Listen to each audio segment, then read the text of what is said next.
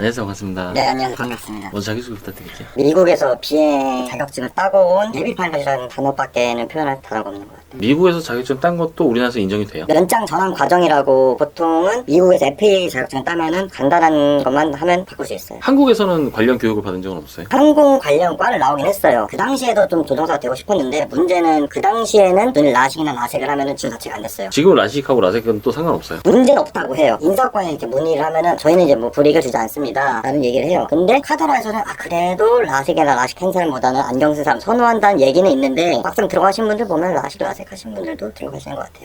우리나라에서 파일럿이 되는 방법도 있어요? 파일럿이 될 수 있는 방법이 한 4개 있어요. 일반적으로 항공대, 한소대처럼 대학교 나오는 방법, 아니면은 미국이나 타 나라에서 자격증 따오는 방법, 그리고 항공사에서 진행하는 프로그램인데 선선발이라는 제도가 있어요. 먼저 뽑고서 교육을 시키는 방법, 그리고 하나는 이제 공군에서 하는 방법이 있어요. 선선발은 또 뭐예요? 16년, 17년도일 거예요. 막 조종사들이 모자라니까 어느 항공사에서 운항인턴이라는 제도를 먼저 뽑았어요. 그러니까 먼저 선발을 하고 항공사 이름을 대출을 해주면은 그 돈으로 미국 가서 교육을 받고 오면은 내가 너희를 선발하겠다. 이게 선선발 제도였거든요. 문제는 워낙 많은 사람들이 지원하기도 했었고 거기에 이제 뭐 삼성이든 현대든 잘 다니고 계신 분들이 그거를 포기하시고 이제 선선발 제도에 지원하게 된 거죠. 그렇게 해서 만약에 항공사에 들어가서 파일럿이 됐다. 이게 문제가 되지 않는데 코로나 때문에 많이 죽다 보니까 이제 가산점 제도로 바뀌었다라고 보시는 게 좋을 것 같아요. 그러니까 옛날에는 취업 보장이었던 것 같은데 요즘에는 그 정도까지는 아닌 것 같더라고요.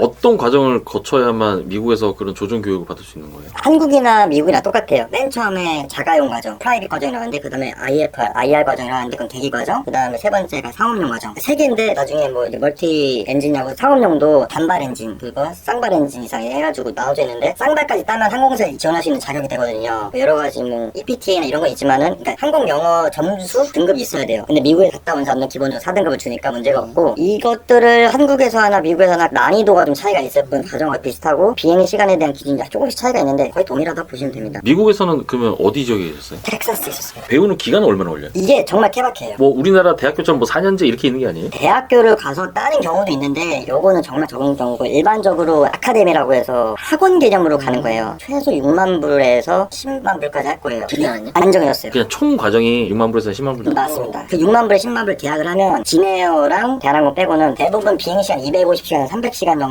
계약이 되거든요. 그거 끝나면 다 할 수 있는 자격이 돼요. 근데 문제는 비행이라는 게 이게 저도 그것 때문에 정말 스트레스 많이 받았는데 날씨가 좋으면 나가고 안 좋으면 못 나가고 또 교관이 판단하기에 얘 나갈 수 있을 것 같아 하면 나가는 거고 이것 때문에 진짜 빨리 끝나신 분들은 막 6개월에 8개월에 끝나신 분들을 봤는데 이런 분들은 3년까지도 왔어요. 아다리가 잘 맞아야 돼요. 나는 준비가 됐는데 갑자기 교관이 안 된대. 기다리고 있는데 교관 된대. 근데 또 비가 와. 또 기다리는구나. 이게 교관하고 비행기 다 준비됐는데 갑자기 기체가 좀 문제가 있는 거야. 또 못 나가는 거예요. 아 진짜 이거 뭐 하늘이 도와야 되네. 근데 하나도 안 해요. 미국에 한 달 더 있으면은 거주비가 들어가니까 하루라도 빠질 끝내려고 하는데 그것 때문에 스트레스 정말 많이 받았죠. 어쨌든 그 교육만 받으면은 그 자격증이 나오는 거고. 교육을 받고 시험 봐야죠. 그 다음에 이제 그걸 국내에서 쓰려면은 면장 전환을 해야 되는 거고. 맞습니다. 그럼 언제 다녀오신 거예요? 도착한 거는 한 3년 된 것 같고 총 과정 한 2년 정도 걸린 것 같아요. 2017년도에 가서 2019년도에 돌아오신 거네요? 그렇죠. 그러고 나서 지금 3년이 지난 거고. 네, 맞습니다. 근데 아직 파일럿이 되신 건 아니에요? 묻었으니까 여기 나왔죠.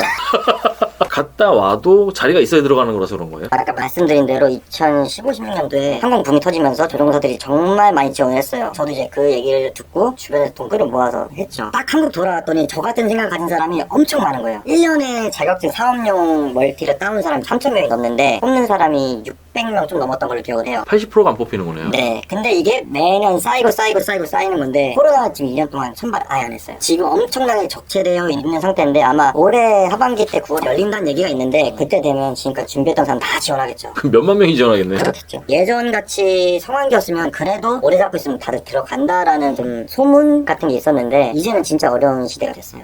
우리나라에서 이 민간 항공사 여기에 조종사로 들어가려면은 자격증은 다 갖춘 상태였어요. 네. 그 다음엔 어떤 과정을 거쳐야 되는 거예요? 코로나 전에는 일단은 서류 심사를 봐요. 뭐 EPTA 항공영어 4급 그리고 멀티 엔진이라고 엔진 2개 다하는 거 자격증 그리고 항공사마다 250시간, 300시간 그리고 500시간, 1000시간 이렇게 있었고 그거 되면은 이제 토익 기본 점수 어느 정도 있으면 된다고 하는데 그건 잘 안 본 것 같아요. 그 다음에는 이제 서류 전형을 합격하면 필기시험 봐요. 여기서 대략 한 80% 90% 나가 떨어지죠. 필기가 많이 어려운 거네요, 그러면? 어려운 것도 있고 정말 내용 방대 방대해요. 그리고 어떤 문제를 어떻게 낼지를 몰라요. 합격하신 분들 보면은 저를 공부를 많이 알려주신 분 중에 한 분이 제가 미국에서 공부할 때 모르면 물어보면 알려주신 적이 없어요. 책 몇 페이지 몇 줄 봐. 딱 그것까지 알고 계신 분이에요. 그 정도는 돼야지 필기 합격하는 거예요. 그렇게 해서 필기를 거치고 그 다음에는 실기입니다. 시뮬레이터랍니다. 그 시뮬레이터가 되게 정확한가 봐요? 비싼 거니까. 그러니까 예비 부기장들 교육시키는 거 해놓고 딱 상황을 줘요. 거기서 뭐 어디 몇 도 각도로 가라, 어떤 속도로 이제 규칙적으로 올라가라, 내려가라, 착륙해봐라 이런 거 하는데 그 뒤에 기장들이 보고 있어요. 평가를 하는 거죠. 그렇게 해서 실기를 합격하면 면접을 두는 거예요. 뭐 실무지 면접이나 뭐 임원지 면접 뭐 이런 식으로. 맞습니다. 그렇게 해서 이제 합격을 하면 시험이 끝난 것 같지만 아직 남아있습니다. 항공사 내에서 6개월, 7개월 교육을 받아야 돼요. 그 전에 떨어진 것들을 면접에 떨어졌던 건 상관이 없어요. 다른 데 지원하면 되니까. 근데 어느 항공사 합격해서 교육을 받는데 뭐 6개월, 7개월 수업을 받고 시험을 봤는데 2번인가? 3번 떨어지면 어디 항공사도 못 가요. 안 뽑아요. 교육을 시켰는데 안 되는 애다 하면 걔는 이제 못 가요.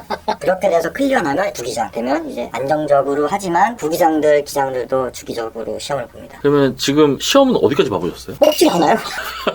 갔다 오니까 안 뽑더라고. 근데 이 뽑지 않는 와중에 그럼에도 불구하고 뽑는 회사는 있긴 있나요? 최근에 생긴 하이에어라고 있었는데 거기 회사에서도 한번 뽑긴 했어요. 제가 같이 미국에서 유학을 한 사람들도 그 지원한 사람들도 있어요. 최종까지 당연히 공부를 그렇게 하신 분들인데 비행도 완벽하게 하시는 분들이고 근데 떨어지더라고요. 떨어지는 게 너무 석연치 않은 경우더라고요. 그 당시에도 미국에서 비행하면서 들었던 카더라라고 해야 되나요? 좀 안 좋았던 점 비리라든지 들리기 시작했었는데 그냥 무시를 했었는데 이게 이제 현실로 와닿기 시작하더라고요. 그러니까 예를 들어서 어디 미국에 있는 항공학교를 가면은 자주 뽑는다더라 아니면 어디 학교를 안 뽑는다더라. 그리고 이거는 항공사에 이제 입사하게 되면 따오라고 하는 건데 제트 레이팅이 있어요. 예를 들어 어디 항공사는 뭐 보잉 737 이게 거기 주 비행기다 보니까 그 자격증을 해외에 가서 따오라고 그래요. 저희가 지금까지 미국에 따오거나 아니면 한국에서 땄던 것들은 프로펠러 달리는 비행기들 그걸 딴 건데 항공사 가면 이제 제트 엔진 들어가잖아요. 이거를 자격증을 따려면 두 가지 방법이 있는데 이것도 해외에서 따오거나 한국에서 딸 수 있어요. 근데 한국은 규정상 따려면은 실비행을 해야 돼요. 진짜 비행을 해야 돼요. 근데 미국은 시뮬레이터 가능해요. 그러니까 미국 거 따오라고 하는 거예요. 어떤 기종이 상관없어요. 왜냐면 따오면은 나중에 거기서 하나 더 추가하는 형식으로 시뮬레이터 할 수 있는데 만약에 없으면은 한국에서 실비행해야 되는데 진짜 비행기 타고서도 뭐라 이럴 수는 없는 거잖아요. 그래서 따오라고 해요. 근데 한국에 이 제트 레이팅 회사들이 있는데 거기서 제트 레이팅 하신 분들이 합격률이 좀 높은 것 같더라고요. 그게 실비행이라서 그럴 수도 있는 거고. 아마 큰 차이 없을 겁니다. 왜냐면은 실비행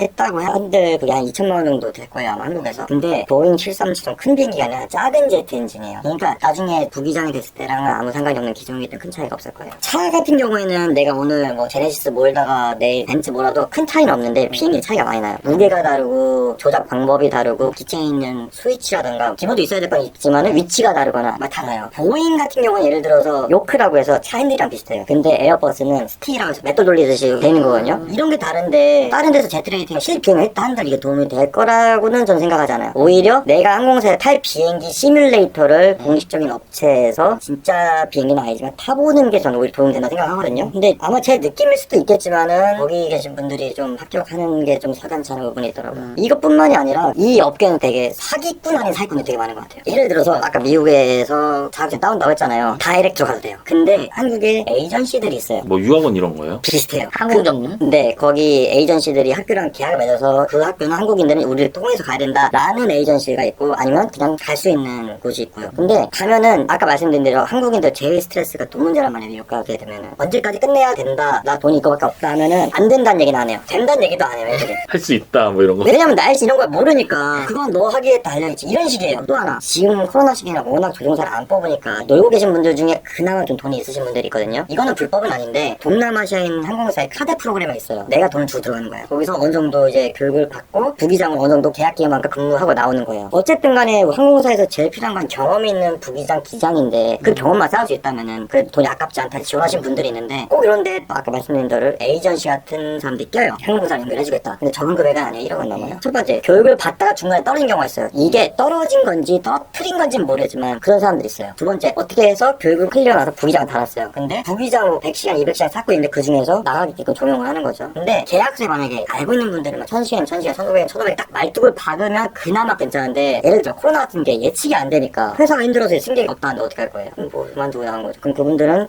준 돈 나갔고. 이거는 해외에서만 할 수 있는 거고. 카드에서는 해외에 있습니다. 국내에는 없는 걸로 알고 있습니다.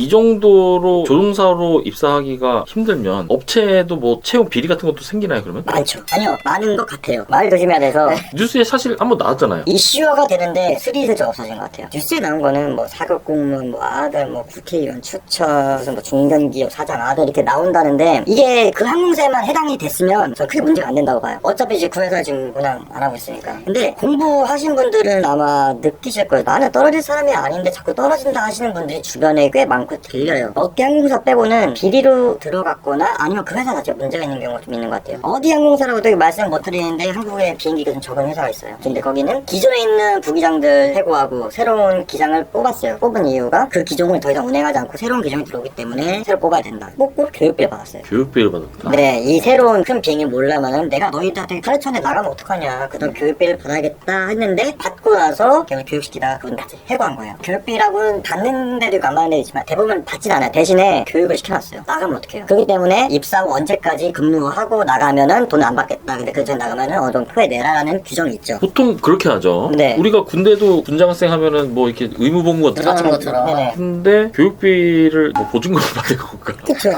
근데 문제는 일단 보증금이지. 돈을 받았으면은 교육을 시키고 나중에 어느 정도 채용해서 일을 하게끔 만들어줘야 되는데 교육 끝나고 잘라버리니까. 이게 사실 말이 좋아서 교육비지 회사 돈 내고 들어오라는 거랑 똑같은 거잖아요. 맞죠. 작년이었나 재작년에 제가 정말 보고 엄청 깜짝 놀랐던 게 어디 뭐 대학교에서 조종사 양성 과정이라는 대학원 수업을 만들었어요. 그 수업에 제가 기억하기로 2천만 원이나 3천만 원인가 그랬는데 저희가 다 알고 있는 내용을 강의를 하는데 일주일에 한 번 내지 두 번 수업을 하는 거였어요. 누가 지원을 다 알고 있는 내용이고 내가 공부해도 되는데 2천만 원 주고 근데 그 아래에 다 사진이 붙었죠. 항공사와 NA를 통해서 나중에 입사 시 가산점을 주겠다. 조종사 난리 난 거죠. 이게 말이 되냐고 지금 시험 봐서 들어가는 것도 그 성적표에서 지금 비리 있다고 하는 판에 여기서 이거 가지고 가산점을 좀 뽑겠다? 예비 파일럿들이 많이 쓰는 커뮤니티가 있는데 거기 난리가 난 거예요. 항공사와 학교가 이 학비를 낸 사람을 좀 우선적으로 채용할 가능성이 있다. 뭐 이런 내용인 네, 거예요. 맞죠. 쉽게 말하면 그냥 취직하려면 돈 내라 뭐 이런 그런 느낌이에요. 메이저 항공사는 뭐 그런 뭐 의혹이나 뭐 이런 건 없었죠. 표면적으로 없다고 생각은 해요. 근데 있게 있는 것 같아요. 어떤 식으로요? 솔직히 저도 조종사가 되고 싶은 입장에서 주변에 이렇게 도와줘서 들어가신 분들도 있다는 얘기가 들리니까 뭐 이런 거 해주실 수 있는 분들이 있나 이렇게 알아보지 있긴 있더라고요. 근데 그분이 도와주시려고는 했었는데 문제가 뭐냐면은 비행시간 1000시간이 필요해요. 그러니까 제가 비행시간이 300시간밖에 안 되니까 어디 호주든 아니면 미국이든 이제 유학 가서 교관으로 이제 700시간 정도 더 쌓아오면은 내가 더 해주겠다 이렇게 말씀하시는데 너무 도박이죠 그거는. 그럼 브로커가 있는 거예요? 돈 받으시는 분들이 있고 안 받으시는 분들이 있고 그래요. 안 받고 도와주는 사람들은 뭐예요? 고위직의 지인 이런 식으로 되겠죠. 제가 이제 미국에서 끝나고 면장 전환을 한국 어디서 했어요. 근데 거기는 이제 심사관이 기장 출신이거나 교수 출신 둘 중 하나예요. 교수님이 오셨는데 어떻게 맞으면 시험을 봐야 되잖아요. 지식을 확인해야 되는데 막 어떻게 보면 잡담하는 거예요. 노가리 하면서 하다가 저한테 대놓고 그러시라고 그냥 너 취미로 비행하면 안 되냐? 그런 얘기를 하시는 거죠. 아 왜요? 저게 돈 많이 들어갔는데 했더니 비리가 되게 많다는 얘기를 직접 하시더라고요. 그러니까 항공사는 국토교통부 소관이에요. 항공사에 채용할 때 모든 이제 항공사 인사팀 사람들 부른다고 하더라고요. 그리고서 국토부 관계자에게 한다고 하더라고요. 여기 누구 아들 이렇게 들어간다고 하시는 것 같더라고요. 그분들은 브로커한테 돈 주고 들어가진 않겠죠. 대신에 뭔가 거래가 있지 않을까.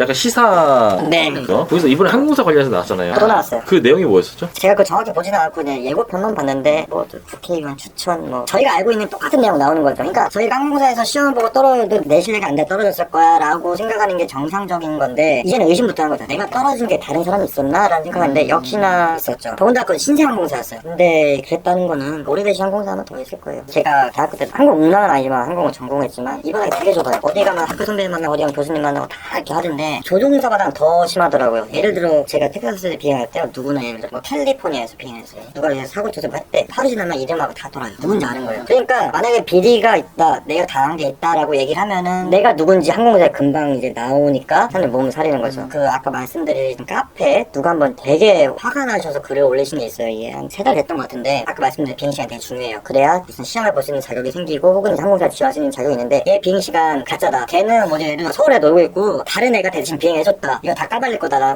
뭐 기자 이런 거 조사하고 있으신 분 있으면 뭐 알려달라 해서 알려드렸던 것 같아요. 거기 댓글에서. 근데 3년 전에도 그렇지만 이게 이슈화가 되지도 않고 뉴스에 나와도 조금 넘어가고 그리고 만약에 내가 피해자라고 하면은 그거에 대해서 이렇게 어디 나가서 증언할 수 있는데 증언하면 나는 항공사에서 뭐 트렁 물 건너 가는 건데 포기하는 거죠. 또 하나 만약에 그거를 감수하고 나 이제 조종사 안 할 거야 라고 생각하고서 증언을 하시려는 분들이 있었어요. 근데 그분들 말씀을 믿을 수 없는 게 거기에 대한 뭐 부정 취업의 뭐 자료라든지 증거 자료가 없잖아요. 있잖아요. 그러면은 부정에서 들어가신 분들이 인터뷰를 해주시려고 그걸 조사를 했는데 누가 하냐고요. 제가 듣기로는 JTBC의 어떤 기자님이 그 부정어 들어가신 분들 신원 보증 확실히 해줄 테니까 인터뷰 안 하시더라고요. 그러니까 그 기자분도 포기하시더라고요. 이게 또 일반적으로 뭐 브로커를 통해서 뭐 돈 내고 들어가고 뭐 서민들이 대부분이고 이랬으면은 이슈가 됐으면은 파헤쳐졌겠죠. 근데 이게 파헤쳐지지 않고 덮이는 데는 이유가 있다고 생각을 하시는 거죠. 네, 있겠죠. 근데 안 되는 사람이 껴있다거나 뭐 이런 걸로 생각을 하시는 거죠. 이거 솔직히 근데 이건 100%제 생각인데 예를 들어서 뭐 보수 쪽에 그러신 분들이 많다. 그럼 진보가 가만히 안 있겠죠. 진보에만 있다. 그럼 보수가 가만히 있겠지. 근데 양쪽 다 있으면은 묻자. 그렇죠. 묻자가 되는 거죠. 한번 국회의원 아들들 기장 부기장 많은 이유 한번 찾아보세요. 특히 어디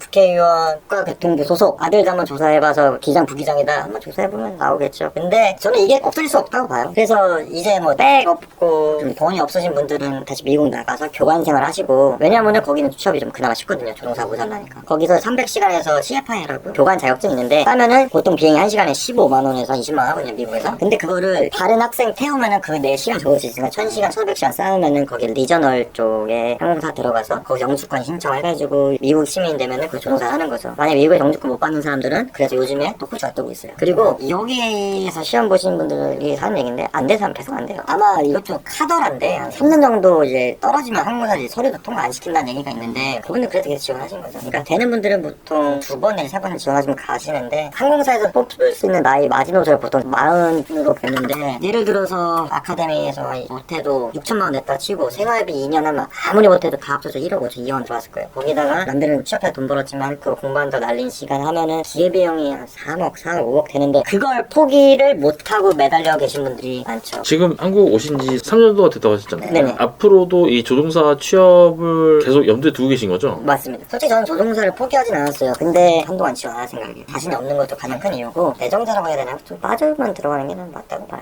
그러면 이렇게 파일럿의 꿈을 갖고 있는 사람들에게 해주고 싶은 조언. 민항사를 준비하시는 분들은 좀 생각을 많이 해보셔야 될 거예요. 그리고 이거는 좀 개인 역량이랑 좀 사회적 분위기에 달려있는 건데 어차피 교육 시작하면 빨라도 1년은 걸려요. 1년 뒤에 지금 한국의 항공시장 어떨까 예측해보고 괜찮겠다 싶으면 지원해보시면 나쁘지 않다고 생각해요. 얼마 전에 뉴스 보니까 영국에서는 항공 관련 인원이 없어가지고 비행기를 200대 결항시켰다 하더라고요. 조종사도 없고 승무원도 없고 하다 보니까. 근데 우리나라도 아마 비슷하게 한동안에는 그렇게 될 가능성이 커요. 근데 이번에 만약에 채용이 안 열린다고 하면 이유는 딱 하나예요. 5급휴직, 6급휴직 먼저 들어가신 분들 그리고 교육 중단하신 분들 먼저 부기장 만들고 이제 할 테니까 그게 언제 될지는 잘 모르겠어요. 근데 항공 수요는 계속 늘어나고 부기장, 기장들은 모자란 건 사실이니까 언젠가는 부기장이 되게 쉬운 시대가 올 수도 있지 않을까 생각해요. 근데 그게 언제인지는 모르겠어요. 이게 되게 막연하게 희망의 꿈을 걸고 있어야 되는 그런 상황인 거네요. 그 희망에 돈이 들어가서 문제죠. 그리고 이거는 뭐 항공운항학과 학생들이 좀 기분 나빠할 수 있는데 그분들이 생각 제일 안타까운 것 같아요. 예를 들어 기계 전공 아니면 항공기계 전공 그분들은 항공 쪽이 아니다 갔을 때가 많거든요. 근데 항공운항학과는 항공기 조종을 위해 필요한 거예요. 그래서 취업이 안 되면 갈 데가 없어요. 그분들이 우선적으로 돼야 된다고 생각을 하는데 채용이라는 게 경쟁이니까 공정하게 얘가 어디 대학교 나왔다고 가산점 주고 뭐 그럴 수는 있겠지만 얘를 무조건 뽑아야지라고까지는 말을 못하는 거니까. 그래서 한국에 있는 그 메이저 2개 학교 빼고는 많이 휴학하고 많이 자퇴했다고 들었어요. 아마 다른 데보다 등록금이 비쌀 거예요. 했는데 졸업하면 조종사 못하면 끝. 그치, 배운 건 그거밖에 없는데. 그쵸. 또 안 되면은 물론 거기에 뭐 운항관리사, 뭐 관제사 이쪽도 길이 있긴 하지만은 하고 싶었던 게 아니니까. 연봉이 다른데 그 배우가 다른데. 오늘은 예비 파일럿인 게스트분을 모시고 업계 이야기를 한번 들어보는 시간 가졌고요. 저도 다음 영상으로 찾아뵙겠습니다. 감사합니다. 까레레스였습니다. 네, 감사합니다. 출연해주셔서 감사드립니다. 아닙니다.